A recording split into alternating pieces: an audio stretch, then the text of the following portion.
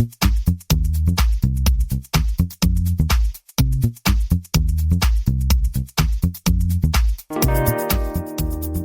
everyone, welcome to the 343rd episode of the Internet of Things podcast. This is your host, Stacey Higginbotham, and your co-host, Kevin Toffel. And we have a really large show for you today. We're going to be talking a lot about chips. So we've got news from ARM. We've got news from, well, about Arduino. We've also got security chip news, or rather news about unique device IDs and how chip companies are helping make devices more secure, which is complicated. And then we step out of the whole chip realm and into more smart home stuff. So we'll be talking about a new, this is a new SDK from Amazon. And Apple, their HomePods, there was a little smidge of news, but we're also going to be talking about them bringing on someone new and what that might mean. In our smaller news bits, we're going to be talking about Wise, Google, a blast from the past on connected products and bunnies. Connected bunnies, y'all. So, and so much more.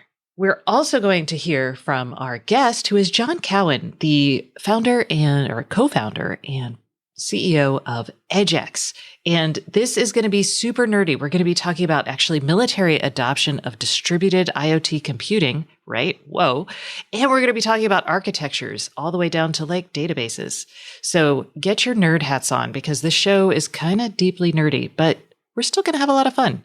Plus, we're going to hear from our sponsor, Very. So let's get to it. Ba-da-ba!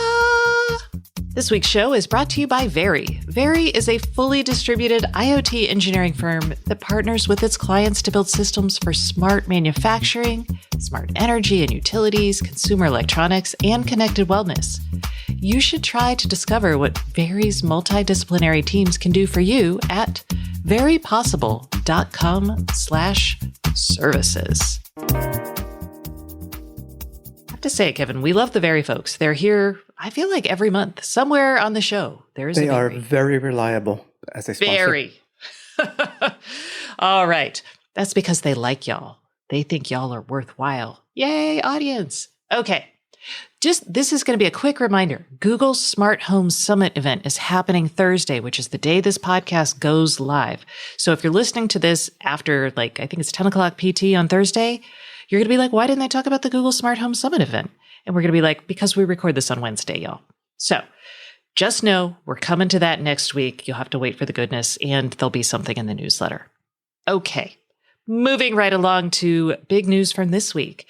On Monday, ARM announced 3 things that it's trying to do to help speed up development time for IoT devices and make it less complicated to try to develop for embedded devices, because we talk about this all the time. Embedded devices, they run real-time operating systems. There's so many of them. There's FreeRTOS. There's Microsoft has one that I can't think of what it's called right now.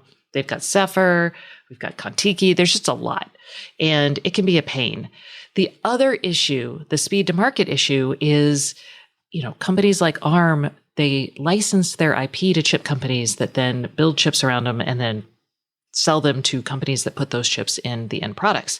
So when ARM says something cool like, hey, we've announced this crazy new feature you can take advantage of, you're actually not going to see it in end products for 3 to 5 years, which is like an eternity in software time. So here's what's happening. They're calling all of this total solutions for IoT because naming is hard. Yeah. So all the good names have been taken, in fairness. They really have.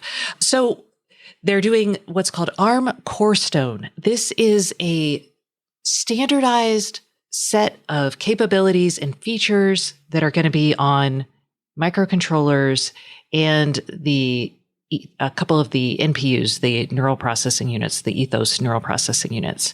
And this is things like, hey, this is the CPU. This is where the neural processing unit's going to be and its capabilities. Here's how we're going to handle, here's software frameworks for handling over-the-air updates. Here's the security area. All of that is going to be standardized and just available to the chip companies. Now, this is not for the architectural designs. Like, how Apple is using an ARM base to design all their latest chips. Google's doing the same thing. This is not for that. This is for just straight off the shelf, very solid, not complicated ARM No IP, customizations. no customizations.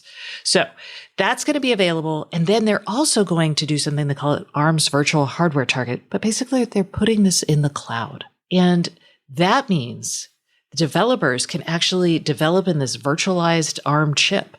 And so once ARM releases IP, it's going to be available for developers to start working on right away in the cloud, which is pretty awesome. That is huge. And I say that from experience not building IoT devices, but in one of my classes on computer architecture, we used software to virtualize an 8-bit microcontroller and learn how to code in machine language, basically, which was awful. But it's good to know. You have to understand that kind of stuff if you're in computer science. We couldn't do that if, let's say ARM comes out with a new chip, for example, just to apply it to this. They come out with the design for the chip, but now the chip has to be built by companies A, B, and C. And if you're a developer, you have to wait in today's world. But if you can virtualize the chip and basically use software to simulate it, you can then start work on your software. And that cuts out a huge amount of time. Yeah, it's like 18 months to a year, sometimes even longer, depending on how complex things are. So that's that. And then the third thing they announced is something called Project Centauri. And this is basically common software for running on MCUs. So this is really necessary. ARM actually, when they went into the server business, they had to build this. They called it Project Cassini. And this for the server business was basically because most servers were, Linux or Windows based, right? They were all on a common x86 chip. So basically everything was developed for that one thing. And there was lots of ability to reuse your code, all of this, because it was all pretty standardized. Project Cassini tried to take the ARM architecture and standardize all the things you'd need for, basic enterprise and server-based computing on that. And they did a good job with it.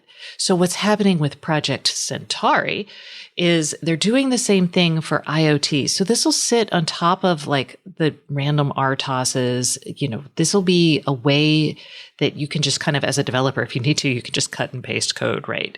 And this is a big deal. So all of this is really great news for anyone building on ARM. And there are a lot of y'all because it is probably one of the most popular chips for the IoT, the ARM M class. So this is for M class, the microcontroller class devices, by the way. I think I said that, but I'm not sure. Yeah, not the A performance chips and so on, which you wouldn't need That's where IoT. The Cassini stuff comes in. Yeah. There's no virtualization there. Okay, so that is that news, and it's a big deal. So we're excited about that. Everybody who builds IoT products is going to be excited about it. And moving on from there. It gets more exciting. It gets even more exciting. So one of the companies, Foundries Dot Io, or just Foundries, this was co-founded by Ian Drew, who was a former, I think, CMO at ARM. He founded this company a while back. I've written about it. It provides a platform actually for Linux. It's secure Linux, and it makes it easy for companies to abstract a lot of the stuff that ARM just talked about abstracting, right? And run it. So yay, that's what they do. What they announced, though, they basically announced support for ARM System Ready, and that's an underlying way to standardize off-the-shelf Linux OS type things. So build stuff on top of Linux for ARM. But in their press release, which is all about running on ARM and Linux, they have a quote. And this quote is from Adriano Cinello, who is the business unit leader at Arduino Pro. And that quote says, "Our new Linux-based solutions, combined with Foundries Factory and Pendum System-Ready IR certification, will reduce our customers' software development efforts and provide a powerful DevOps platform for secure IoT fleet deployment, management, and maintenance." Did you catch the key words there, Kevin? Well, you had me at Arduino. Right. And their new Linux-based solutions? Yes, because today, if you're using Arduino, you're not running Linux on it. I forget what Arduino actually has on its software stack, but I've written C++ on mine or some other software, but it hasn't been Linux, like traditional Linux, I should say. Right. And the Arduino Pro we've talked about this hardware before. It is designed for cars, industrial automation. It's called Portenta, right? Yes, the Portenta H7 is their current module, and this has a Cortex M7 running at 480 megahertz and also a Cortex M4 running at 240 megahertz. So you've got some high performance, well, I wouldn't call it high performance, for an M class, I would say, and then something more efficient. These are not inexpensive Arduinos like we've seen in the past. This is like a 90 euro Arduino board. So this is higher end, higher performance, more connectivity. It's got Wi-Fi and Bluetooth built in. So there's a lot more you can do with this. Yes. And apparently now you can run Linux on it and manage it using Foundries if you want. So I thought that was actually pretty neat because Arduino's moving up in the world, basically, is what this says to me. All right, final chip story for you, but this is a big one too. I love how the semiconductor firms are like, you know what? IoT is too hard and insecure and we have problems. We're going to make it easier. So in this case, Infineon is the company making it easier. And a few weeks ago, we talked about Silicon Labs doing something called custom manufacturing service. And this was a way to let device makers put unique device IDs and certificates on an individual device at scale during manufacturing, which is a big deal. So Infineon is now doing this in partnership with Cirent, which is a company it ended up getting when it bought Cypress. And Cirent was this awesome Wi-Fi, like cloud-based Wi-Fi company. I love those guys. So what they have done is they have eliminated all the spreadsheets associated with unique device IDs and getting security data around the manufacturing process. So if I'm like... Did you say spreadsheets? I did say spreadsheets, like Excel. So what would happen? I know. What would happen is, like, literally when you have your chips, there's a spreadsheet for everything coming off, the manufacturing line, and it has all their unique IDs and all that stuff. You can get this. You don't have to get this. But then you have to transfer that along the manufacturing and packaging process before it gets in your device. And that's how it happens. So Infineon is like, yeah, that's so old school. And I've actually had problems with devices that have had, like, a spreadsheet got lost in production and my device would not link up online easily. I had to enter in a MAC address. It was crazy. Nobody wants that. So nobody wants spreadsheets either. Nobody wants spreadsheets, but that's what they have. So this is called Cloud ID. And if you're Nest or a company building a connected device, you're going to set up a Cirent account. You're going to configure the cloud-to-cloud connection for your device data and everything. And then when your products are manufactured, when your chips are manufactured, they're stuck on a reel. And this is like an old school, well, it's not really an old school film reel, but it's a reel of chips. And they get cut off during manufacturing and placed on boards. That's how this happens. So when they're packaged in a reel, you can scan a QR code on that reel, and basically all the information that would have been in a database gets transferred along with it via the cloud. So that whole reel, all the unique device IDs are now promulgated into a spreadsheet in the cloud, basically. Yeah. I was going to say it should be a database, but that's okay. But that's fine. Okay. And then you can provision certificates to everything on that reel. Everything happens basically much more easily, just cloud to cloud connections. And then when you're like the company that's manufacturing this, you can log into that cloud. You can see what's provisioned on each individual device. You can see each individual device ID. You can track registration. All of that good stuff happens. So basically, it's taking what had been emailed documents or, God forbid, printed documents and just making them into the cloud, which, yeah. And then you also, the way that you can access these is through a QR code that's attached in the database to all that device data. So you have the individual device data. This is really smart. This is not the first time I've seen this, but it's still smart. If you buy a lithium ion battery, like say you have a solar home and you want to add batteries, small ones, large ones, whatever, the battery packs, the individual cells all have QR codes. And scanning that QR code, you can see all of the attributes of that particular battery pack, such as, when was it tested? Was it tested within the proper millivolt parameters? So all the attributes of it as an end user, but I could see from a production standpoint and a device maker, it's another way to get at this data in a much easier way. Exactly. So very excited about this. And I will also say it should tie into things like, how there's these blockchain ledger for Matter for security and device. It should be able to tie into things like this. So what's happening is we're seeing a push towards greater security, and we're seeing everybody rise to meet those demands, which is exactly what we hoped would happen, right? Yay. Yep. Okay. Now let's move on to, we're moving to less and less hardware here in our progression with the show.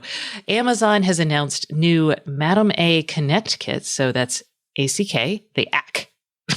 The ACK SDK. They've announced the ACK SDK. So Alexa Connect Kit actually was a hardware module they announced a couple years back at one of their in-person developer days. And I was super excited because basically it was everything you needed to build an Madam A compatible device on a board. And you would just stick that board in your product and you didn't have to know anything. I mean, you had to know something, but not much. You didn't have to know anything about hardware. So that was so popular. They're now actually allowing people to pick their own modules and hardware. So now you just have the SDK. You can say, hey, put this SDK on your own hardware and you can enable anything to be Madam A enabled. Yeah, it looks like they've got a couple of hardware vendors lined up that'll support this. Leaderson Tonley? Never heard of Tonley. Initech, LinkPlay, and they're doing that on Espressif hardware. Everybody loves their Espressif hardware. And yeah, Jasco is building stuff using this. This is going to be cheaper. I mean, basically you can pick the lowest bill of materials, the lowest BOM you can, right? And just pop Alexa on it. So, or you want to prioritize power efficiency and one chip is more power efficient versus another and you don't need all that power. Yes. So it is, this is good news for developers. All right.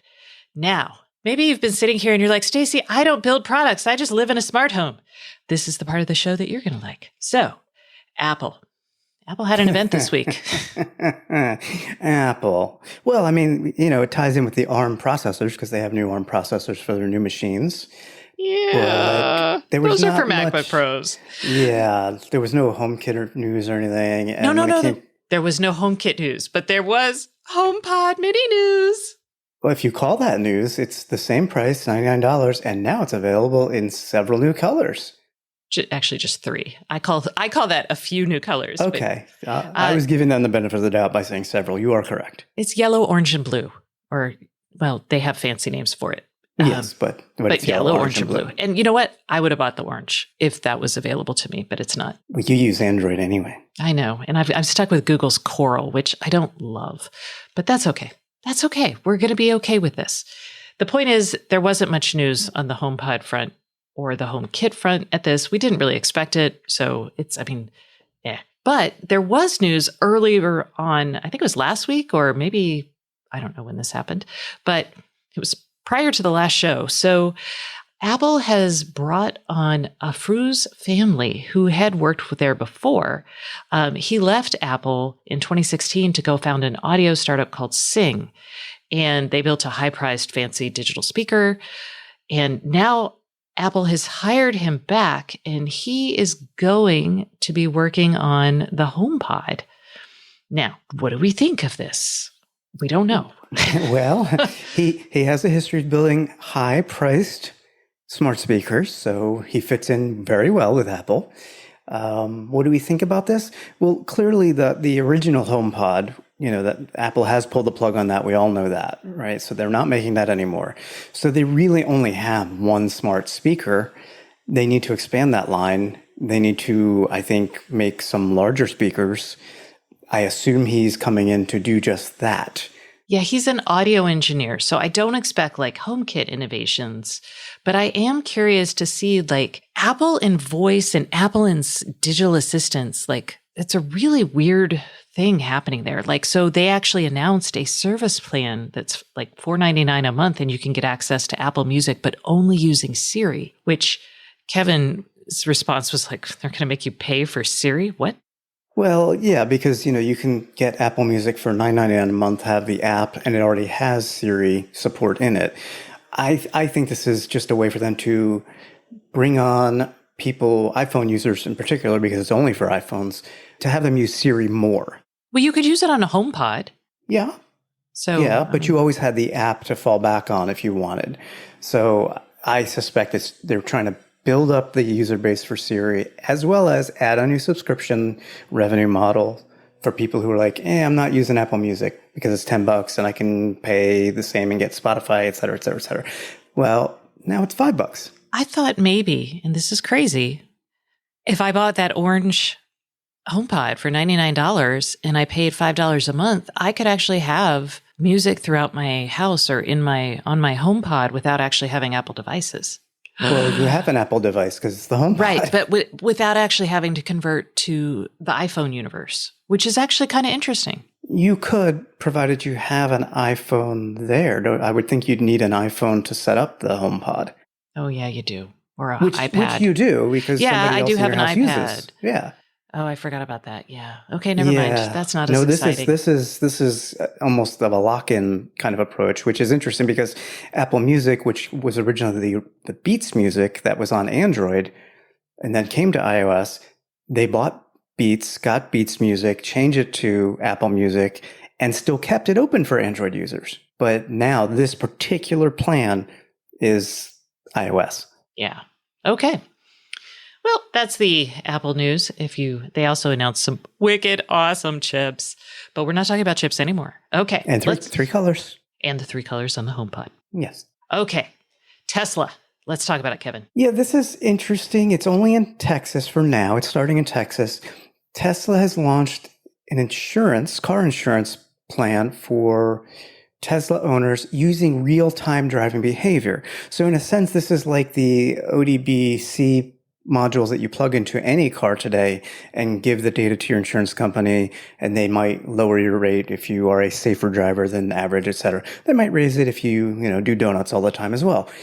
Tesla doesn't need the ODBC port to read all that because it's all built into their car. They're just reading the car data.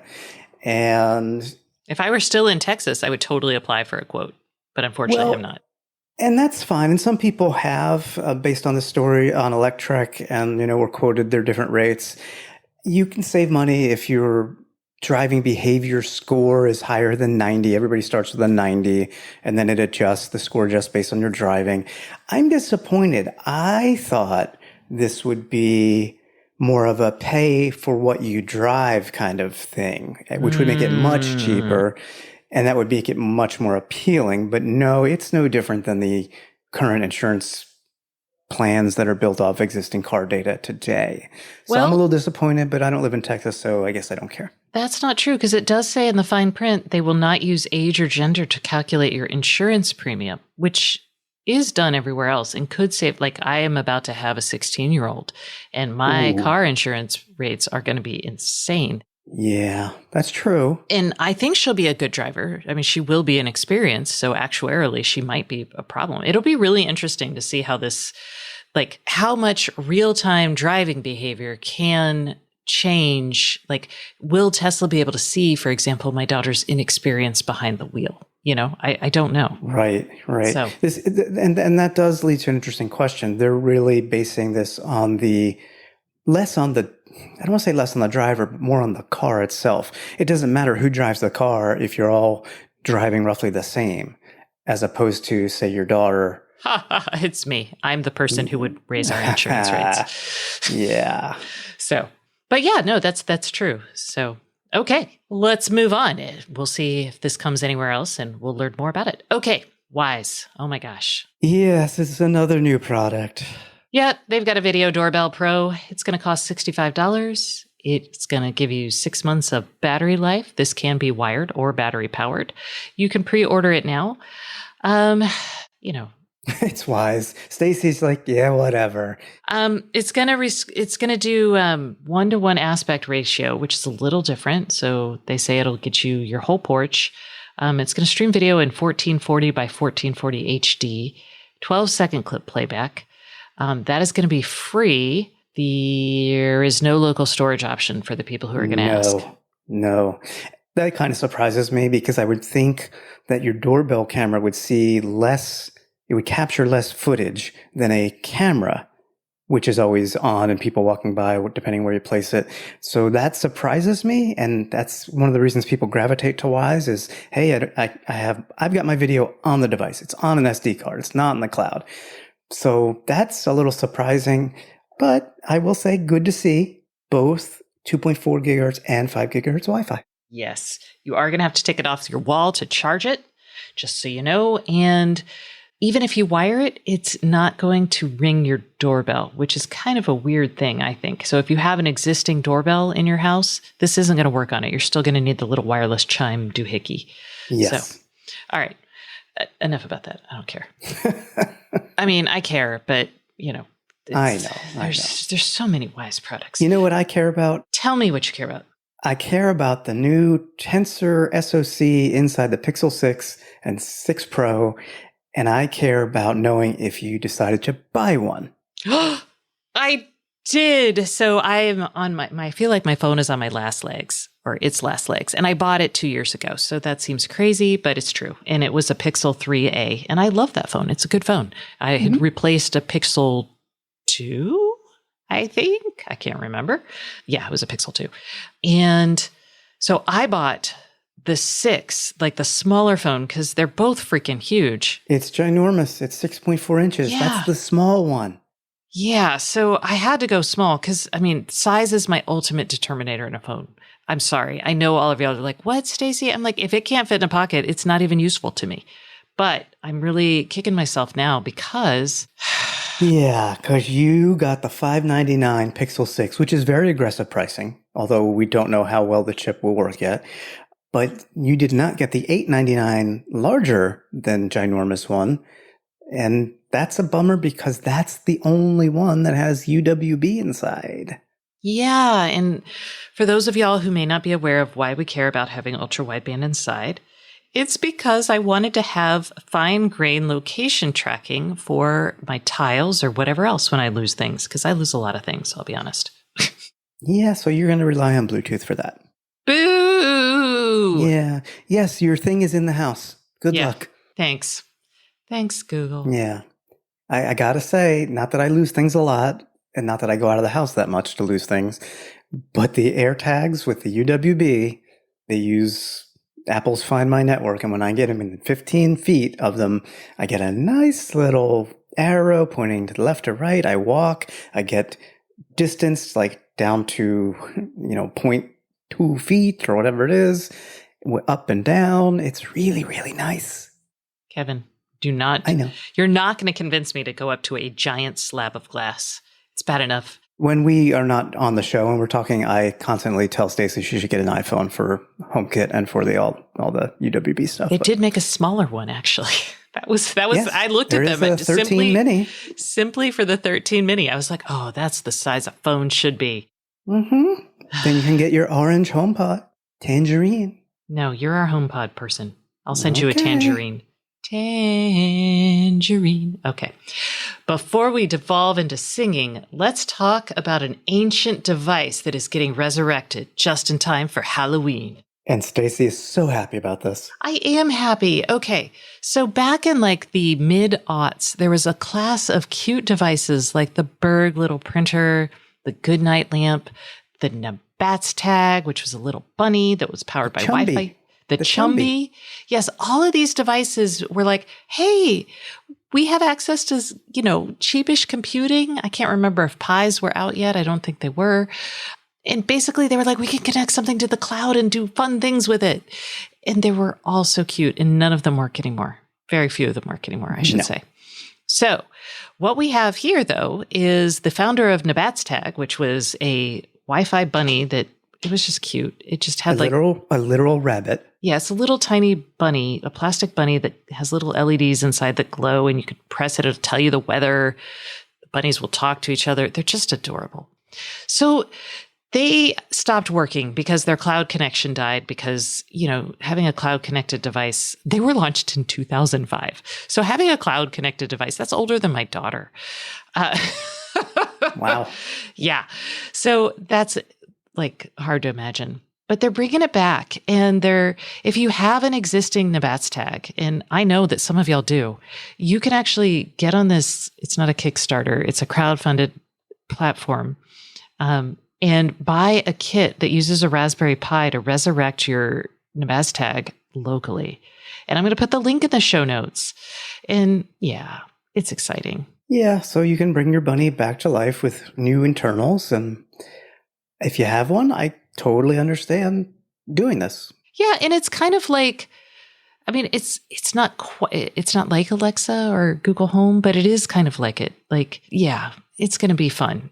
So, okay, we're going to move on to the voicemail. So the IoT podcast voicemail is sponsored this week by a new sponsor. It's Blues Wireless and their Note Card.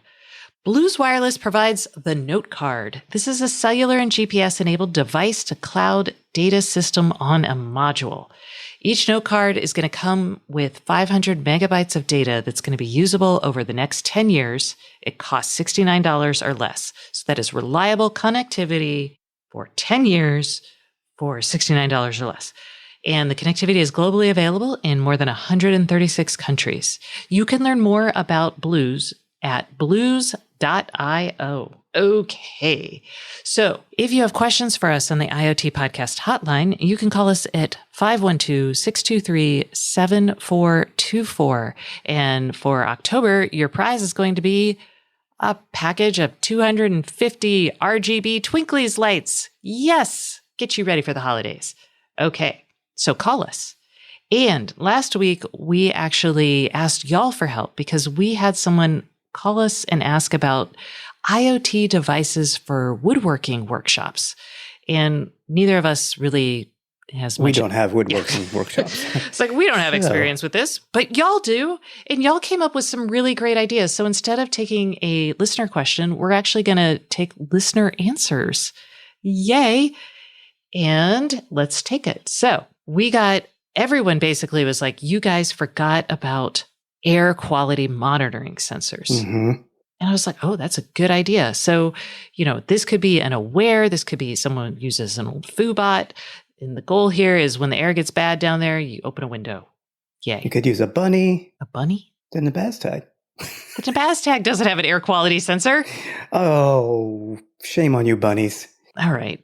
Okay. Yeah, I'm going to get you a bunny. That's what's going to happen. You're mocking it and you're going to love it. Okay. I'll put it in my wood workshop. There. Oh, poof.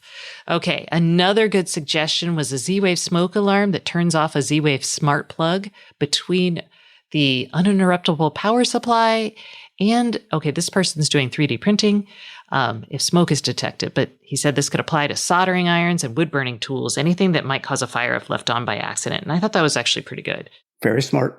Kevin, you want to do anything? One was something we actually did come up with was tying in a smart doorbell for notification. So having a smart speaker, a smart display, because most people's workshops are not going to be by their front door. Totally get that. A smart plug on the shop computer, which is configured to boot up when the power comes on. This person says it lets me voice command my computer to turn it on from the living area, and it's done booting by the time I get to my shop, which, yes, why waste time? If you're going to do work and you just say, Madam A or Hey G, boot up the workshop computer. By the time you get there, it could be there. So that's good. Lights on smart switches, definitely something I think we talked about those. We did talk about that, yes, which I think is very wise. I will say, if your workshop isn't just a wood workshop, so this is a good one for anybody who does like 3D printing or CNC cutting. This person says, hey, when I run long jobs, so multi-day jobs or many-hour-long jobs, he has an uninterruptible battery supply, a UPS, an uninterruptible power supply on those devices. So if he gets a minor power outage, so like a tiny power flash, I get those. It doesn't screw up like a long project, which is really smart. Yeah. And something I had said maybe you want to put smart outlets in, so that way your power tools, you could just use a voice command or a button to turn them off when you're leaving, even if it's just temporary. That way nobody can wander around and cut an arm off or anything. I had said, I don't know if they're rated high enough for the wattage, but we got somebody on Twitter who said it's actually an amp issue. You need to check the amps of your plug versus the amps the tool requires and try to be 20% less than the rating. And that's spot on. I did mix up my volts, watts, and amps in that one. So I always have to look that up. It's so hard. Yeah, I know. All three of them are tied together, and I always goof them up. Yep. And somebody also mentioned adding a flare smart air vent, or, there's others, Alua. There's tons of air vents. So he doesn't waste heating or cooling on the shop when it's not in use, because sometimes he doesn't get down there for weeks. So yeah, you could have like a motion detector in there to open your air vents, your HVAC, so that way your system is heating or cooling when you're in there, just like it would be in the house, and turned off when you're not there. So you guys, awesome. Good ideas. Excellent ideas. So hopefully that helps. And if you're setting up your workshop, or maybe you already have one and you're like, oh, I need an air quality monitoring sensor. Now you have ideas. All right. So remember, we'll come back to taking your questions next week. So if you give us a call at 512-623-7424, you will be entered to win the Twinkly's Smart Lights, and you might hear your question on the show. That concludes the news segment of the podcast, but please stay tuned for our guest. This week's guest is John Cowan, the CEO of EdgeX. We're going to be talking about distributed architectures and building the military of things. And now, a message from our sponsor. This week's sponsor is Very. Hey everyone, we are taking a quick break from the Internet of Things podcast for a message from our sponsor. This week's sponsor is Very, a leading IoT engineering firm. And fans of this podcast might be interested to know that Very has launched a podcast of its own about the IoT space called the Over the Air podcast. And I have Ryan Prosser, the CEO of Very. Ryan, I'd love for you to share a little bit about the podcast with our listeners today. Thanks, Stacey. Yeah, sure thing. The podcast is called Over the Air, IoT Connected Devices in the Journey. And so far, we've had a lot of big guests on, including the former CEO of Boeing, who's gone on to raise a bunch of money for IoT initiatives in space. I also recently interviewed the CEO of Monarch Motors, who've developed essentially Tesla for tractors. All right. So tell us, why did you start this podcast? Rather than outcomes, we really wanted to dive into the journey and share those experiences with the audience, aka what went right, what went wrong, and how our listeners can bake those lessons into their own IoT initiatives. You're going to hear business leaders sharing, kind of warts and all lessons they've learned. And that hopefully gets them thinking, oh my God, I would have made that mistake. I love it. I love that kind of show. So what can you tell us about the types of things you'll be focused on? One thing that I personally am really passionate about is unpacking and exploring the missteps and some of the scar tissue related to those lessons learned, especially mistakes that didn't appear to be mistakes at the outset. Why was that not the correct path? What would you have done differently? Things like that. What we see a lot at Very, and we see hundreds of these major engagements a year, is that there aren't nearly as many unique problems as you'd expect. There are a lot of common mistakes that are avoidable. They're incredibly difficult, but rarely unique. And if you see enough repetitions, patterns start to emerge. And our goal for the audience is for them to get those repetitions or some of those repetitions vicariously through these interviews. We really love it when clients ask us, I wonder how company X solved this problem, because it looks and feels a lot like what we're dealing with. Since we have those repetitions, we often know the answer. So if anyone listening to this has their own amazing story to tell, or knows someone who does, or they wish that you would cover a certain topic, what is the best way for them to reach out to your team to suggest guests or topics for the show in the future? Definitely email us, podcast@verypossible.com. You can also DM me on LinkedIn. My handle is rprosser26. And where can listeners go to find the podcast? So like you said, the podcast is called Over the Air, IoT Connected Devices and the Journey. And you can find it on Apple Podcasts, Google Podcasts, Spotify, or wherever you listen to podcasts.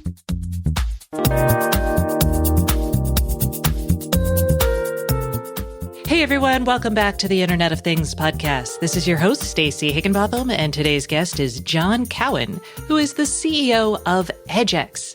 Hello, John. How are you today? I'm great, Stacey. Thanks for having me aboard one of my favorite IoT podcasts. I am so excited to have you, and thanks for being a fan of the show. We are going to talk about a lot of fun things: the military, distributed architectures, and how we should build software for distributed architectures. So, super exciting topics. You may feel sarcastic, but I am so here for this. I'm not. All right. So first up, we're going to dive into this a little backwards, y'all, so y'all understand why we need to talk about distributed architectures, in case you're not sold on the concept yet. So first up, you guys recently signed on to become part of, I'm going to call it the military of things that y'all are participating in with Cubic Corporation, actually back in my hometown of Austin. I think y'all are deploying some of this at Camp Mabry. So tell me a little bit about what the military is trying to do here. The military, actually, like a lot of civilian verticals or use cases, is struggling with the challenge of how to deploy real-time applications at the far edge of the network. Right? So how do we achieve ultra-low latency so that data-intensive algorithmic processing can be done and performed in ways that today are just not conducive to traditional centralized data centers and cloud computing? So often when we talk about this, we hear from people talking about the connected car. And I feel like no one can talk about edge computing without bringing up like cars that talk to each other and stop each other before they have accidents. And it all feels very silly and futuristic and not very real. So can you talk to me about some of the real applications that require low latency and computing at the edge? Yeah, absolutely. So, I mean, if you think about things in the context of the Internet of Military Things, and that's a cool term and a cool acronym that people can kind of wrap their minds around visually. But really, when we talk about the Internet of Military Things, it spans even to civilian first responders, as an example. We believe that technology is a great liberator, and in the context of civilian or defense military, being able to consume data in a way that allows for things like threat response to be augmented is a great example of that. So it would be fantastic, for instance, if a police officer or a soldier were able to tell the difference between a car backfiring and a gunshot, to determine based on pattern recognition, facial recognition, gait analysis, whether or not approaching civilian is a potential threat. These are the kinds of things that, because technology is so emotionless and objective, we can, as a society, evolve quickly to a world where, those charged with protecting us have a greater amount of intelligence at their disposal in real time. You can't do that without low latency compute being available, right? I mean, in those contexts, milliseconds matter greatly. So it can be the difference between life and death, whether that's the life and death of a civilian or the life and death of a first responder or a warfighter. And as part of this, as part of the project that I know you're doing with Camp Mabry, you're also exploring new physical infrastructure. And I'd love for you to talk to me about, I know when we talk about the edge, we're like, is it a data center? Is it a box on a factory floor? Is it a server at the bottom of a cell tower? But y'all are actually, as part of this project, the physical infrastructure is very different. Can you tell us a bit about that? Yeah, definitely. Yeah. So, I mean, at the end of the day, when we talk about edge computing, we're generally referring to the availability of the kinds of computers that you would traditionally find in a hyperscale data center somewhere in the cloud. But these kinds of solutions in the Internet of Things depend also on the availability of plurality of sensors, acoustic sensors, video sensors, LiDAR sensors, weather sensors, all kinds of different technology that does a fantastic job of ingesting information about the environment and creating an output that can be consumed by software to do something with that information.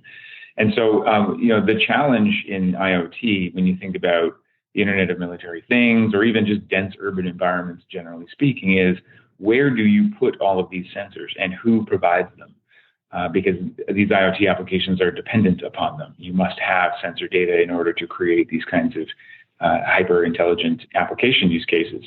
And so one of the things that we've been working on in conjunction with our friends at Cubic and others that are helping us to build the Internet of Military Things is the Autonomy Institute. And the Autonomy Institute, particularly the work that I've been doing with Jeff DeCoux and others inside the organization, is really about the Public Infrastructure Network Node, and or PIN for short. And the PIN is this manifestation of sensor plurality in a single location. So you can imagine the PIN as a next generation tower. You think like cell tower, but doesn't look looks much nicer, put it that way. And inside this next generation tower, we're able to co-locate a plurality of high performance sensors as well as edge compute and the required RAN infrastructure, radio infrastructure, in order to create wireless or cellular networks connecting pins together to form a mesh or a peer-to-peer network, if you will, of infrastructure. So that's an important part of this dynamic is okay, great, you can do edge computing and you can build an application at the edge, but where's the data coming from and how do you aggregate in a meaningfully succinct way all of the sensors that are required? If you think about without something like the pin, you can imagine a cityscape filled with every vendor's sensors and related technology stuck to walls and treetops and window ledges and power lines and these kinds of things. It won't take very long for our cities to be highly cluttered, quite frankly, with the amount of Industry 4.0 infrastructure that's kind of required for some of these apps and solutions. So the pin is a very tidy, efficient, performant way to bring the sensors to the edge in addition to the compute. And is this an open source concept? Because this is not just happening for the military. This is happening in certain smart cities around the world.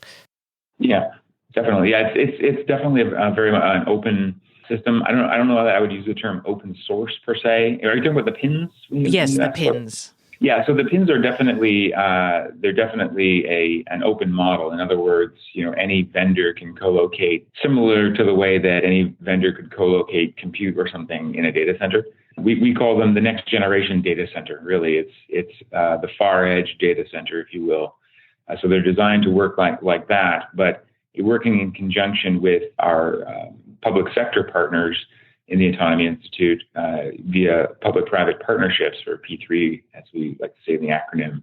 We're able to, deploy using rights-of-way, deploy pins and commercialize, based on effectively the tenancy of the pins themselves. So the last thing you want to do with an infrastructure deployment like this is have to go and beg for tax dollars or force increases of taxation and what have you to do these kinds of things. We think that we can achieve wide-scale deployment of pins based on a P3 style commercial relationship with municipalities and states. Okay, so now let's talk about the software side, because I did promise that was going to happen, y'all, and it is important. I've been in the tech world for 20-something years, and, client server, cloud, every big paradigm shift kind of requires a new architecture. And before we get into the details, I really want to emphasize what are the things we're trying to solve with architectures for IoT? What are the big computing pain points? Well, I think the biggest computing pain point is how you achieve truly distributed computing architectures without sacrificing the important dynamics of cloud computing like multi-tenancy. It's one thing for a private operator to deploy a bunch of edge computers in their factory or across a few different locations and start to produce applications that are designed to run at the edge. But it's quite another to do that at planet scale. So how do you solve for creating distributed computing while preserving multi-tenancy and trying to improve the developer experience for those who are charged with, building, testing, and deploying applications at the edge? I think that's really the big, both the challenge and the opportunity that this generation of the internet presents itself with. And we've seen this over time, right? I mean, we can think of the internet as having, three distinct eras, right? I mean, the first internet in the early to mid 90s was dominated by operating systems like Unix and Microsoft that, were, paramount to, building the client server model and then allowing us to connect those via the very, very early internet itself. And then, open source, specifically Linux and Red Hat, were really foundational to, the second generation of the internet for how you scaled out infrastructure and connected it to the internet. It gave us things like e-commerce and it gave us the .com era, those kinds of things. And fast forward to, scaling out the internet worldwide, and orchestration technologies like like Docker and VMware and Kubernetes and Canonical, they all played an extremely important role in allowing for infrastructure operations to scale broadly across geographies, clouds, data centers, and what have you. I don't think we could have achieved anywhere near the level of proliferation in the internet without those underlying technologies. But as this pendulum swings back again from centralized to decentralized architectures, it presents new challenges, and that ultimately will demand a new solution, not dissimilar to what happened in those generations of the internet. And it's that's the window with which we view both, again, the challenge and the opportunity. And it took us to the research and innovation cycle of EdgeX to create what we call EdgeOS, this idea that in a ultra small payload, an ultra small form factor, we could deploy our operating system to any computer and create a plurality of nodes that, acting in concert, form a multi-tenant network of infrastructure that developers can simply write once and exist everywhere across. Whether you're building, a private network like we would do for some of our military constituents, or our urban constituents like we're doing in Austin with the Autonomy Institute, or even a large industrial enterprise, seeking to build their own private network of computers. The idea being that all of the goodness of cloud services are available to developers to write, test, and deploy at planet scale. Now, it's really important here to make a distinction between what you're describing with EdgeOS and containers, because we're all about containers in the IoT. Lots of companies are really focused there. So how is this different and why? So the industry is definitely focused on using containers and container orchestrators at the edge, because prior to EdgeX arriving on the scene, it really was the state of the art. It seemed logical that we would simply take the architecture that gives us so much goodness in the centralized cloud and simply try to cut and paste it at the edge. The edge, after all, is just another computer to orchestrate to, similar to, say, an AWS availability zone. The reality, though, is that doing that at scale, or using orchestrators at scale across thousands, potentially millions of edge endpoints, is untenable for the administrator and beyond painful for the developer to be involved in. It's one thing to do that in a couple of instances, maybe a few locations, but to do that at how we view the edge being planet scale, it's simply untenable. And so there are newer frameworks, newer technologies that developers are embracing that allow for the developer to be freed, if you will, from this world of orchestrators and containers and virtual machines. And that framework is serverless, which ironically is a concept that was really invented by Amazon Web Services, invented for a different purpose, but really and truly perfect for the challenge that is the edge, or distributed computing, broadly speaking. The reason why that's the case is because it really frees the developer from ever having to worry about orchestrators.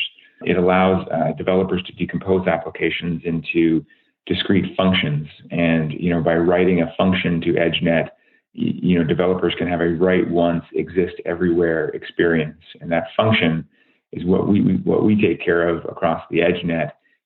We take care of serving that up to whatever application or device or thing might be making a call to that, whether that function is in the form of data written to the network or code written to the network. Let's also talk about another serious thorn, which is databases and accessing data, keeping your data synced, understanding, state across thousands or millions of devices. How do you all handle that? So data we often describe the EdgeNet that we are able to create as a content-addressed peer-to-peer data net. And we're very, very clear in making sure that we call it a data net, because how you write and ultimately store data on a massive distributed system like this is of serious interest and concern, right? Not just for how you write the data, but how do you secure it? How do you ensure that that data is what you think it is? Those kinds of topics become very, very important in this IoT landscape. So we call EdgeX a peer-to-peer distributed data net because what we're allowing applications and sensors to do is essentially write data to the network.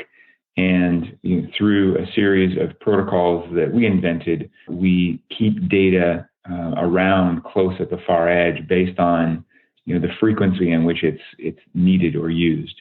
And so in so doing, what we can establish is think of it almost like a passive decay of data, such that data that's not imminently required for an application or a use case, while still available, may exist in only a handful of locations on the edge net, as opposed to every single server, regardless of where that is. So we often describe the process as data sort of trickling back to the core as it sort of decays, as its usefulness becomes less relevant in the near real time. I like that. Yeah, because yes, when we're talking about latency sensitive applications, this is something you want to act on quickly. You don't need all of the data heading back. You just need probably state or what happened kind of information. Correct. But we never want to delete anything either. And so there's this concept, when you deploy EdgeOS to nodes to build an edge net, there's a programmability setting that allows you to create what we call greedy nodes. Greedy nodes are nodes that you will have copious amounts of storage attached, and their job is to essentially ingest everything. They keep everything forever, so that even data that was written to the network last week by a sensor can still be called, but it doesn't need to be served up in sub 10 milliseconds latency, because it may simply be archive and retrieval after a week of usefulness. So that concept is kind of designed into the concept of EdgeNet itself. But the other sort of the B side to data and IoT is assurance and integrity, which is really kind of the core of securing data. So you can think about all kinds of sensitive types of information that can be written to a network in IoT, and we designed for that knowledge that this data in IoT is going to be very sensitive or could be very sensitive. So how do you assure users that the data that you think is your data is in fact the data? It's never been manipulated or compromised in any way. And the same goes for code as well. Like when you push a serverless function to Amazon Web Services, you have no idea, from the time that you push that code to the time that it is used, what, if anything, has happened to it. A line of code could have been modified, or a new line of code could be entered, and neither you nor the service provider like AWS can attest to the integrity of that code. And at EdgeX, we solved that problem by developing a feature that we call Notary. So Notary as a feature, we called it Notary because it works like a notary public, where if you want a document, attestable in any court in the land, you go to a human who looks at your document, looks at your identification, looks at your signature, and puts a stamp on the document saying, yes, in fact, Stacy signed this document. And that stamp means will hold up in any court in the land. That document is officially certified. So we do that with every single transaction. Every piece of code or every piece of data that's written to the network is witnessed by two random other nodes on the network, public or private. And so in so doing, what we're able to achieve is a level of assurance about code and data that is very difficult to get in any other context of a public network. Okay, two final questions for you on this. So one, could a greedy node be the cloud? Yes. A greedy node, yeah, definitely. A greedy node could absolutely be the cloud. So EdgeOS is designed to run on anything as small as a Raspberry Pi or a physical server or a virtual machine, or you could even run it in the cloud if you choose. Okay. And then as a developer, if I'm thinking about having to build an application on this, there's a lot more things I need to consider, like how constrained a resource is, where I should send certain data, or does this handle this for me? Like as a developer, how hard is it to think about writing applications specifically for this new type of architecture? Yeah, so this is in part the beauty of serverless is that, and more to the point, the value of EdgeOS is that we're taking care of that decision making for you. You can put parameters on, things like location, if you have concerns about data or code being in a specific physical geography, like a country or a state or a city. However, outside of that, the geo-routing, the availability, the storage, the greedy nodes, all of that decision-making is taken into account dynamically for you. So, and this is part of our ambition. Our user experience is simply allow the developers on our network to simply do what they do best, which is write really great code. Got it. All right. Well, John, thank you so much for coming on the show this week. I really appreciate it. Thanks again for having me, Stacey. As I said, I'm an avid listener, so it's a little bit of a surreal moment to actually be a guest on your podcast. Well, thank you.